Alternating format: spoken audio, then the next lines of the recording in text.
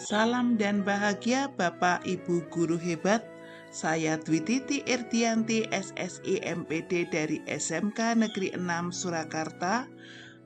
Peserta Diklat Guru Belajar dan Berbagi seri Semangat Guru 2 kali ini akan mempresentasikan refleksi, materi, kreativitas, dan inovasi.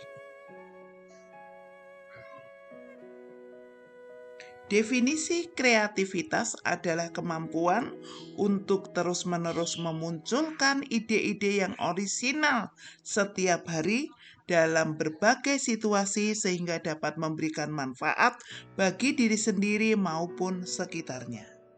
Kata kuncinya terus-menerus, ide-ide orisinal, dan memberikan manfaat. Miskonsepsi tentang kreativitas adalah yang pertama itu pernah atau sesekali, itu vs terbiasa berpikir kreatif. Jadi jika seseorang baru sesekali itu belum bisa dikatakan dia kreatif. Yang diinginkan adalah itu terbiasa berpikir kreatif. Jadi kalau seseorang itu pernah, itu perlu dorongan supaya menjadi kebiasaan berpikir kreatif. Dorongan untuk terus berlatih dan dilatih untuk terbiasa berpikir kreatif. Kritik belum tentu mendukung ide berkembang. Kita perlu hati-hati. Seringkali juga kritik itu melemahkan seseorang yang memiliki ide. Memuji juga belum tentu membantu pengembangan ide. Seringkali dengan pujian-pujian yang melimpah membuat seseorang yang memiliki ide itu merasa puas karena sudah mendapat banyak pujian. Kreativitas juga dalam pemikiran, bukan hanya karya seni.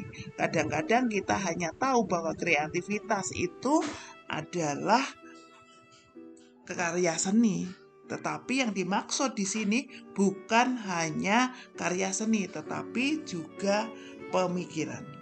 Aspek kunci melatih kebiasaan berpikir kreatif. Yang pertama adalah jangan menghakimi. Yang kedua, kita harus tahu bahwa semua bisa mencapai tujuan. Jangan batasi ide-ide yang muncul. Kemudian kita perlu menempelkan kebiasaan-kebiasaan baru yang bisa membuat ide-ide kreatif pada kebiasaan-kebiasaan lama. Ini praktek membangun kebiasaan kreatif yang ada di dalam Diklat Guru Belajar Berbagi Semangat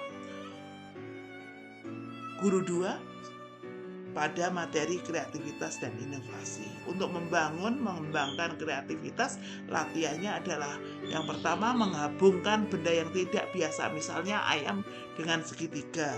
Kemudian menggunakan benda yang tak berguna, menggabungkannya dengan kebutuhan pada saat ini. Bagaimana memunculkan ide-ide tersebut.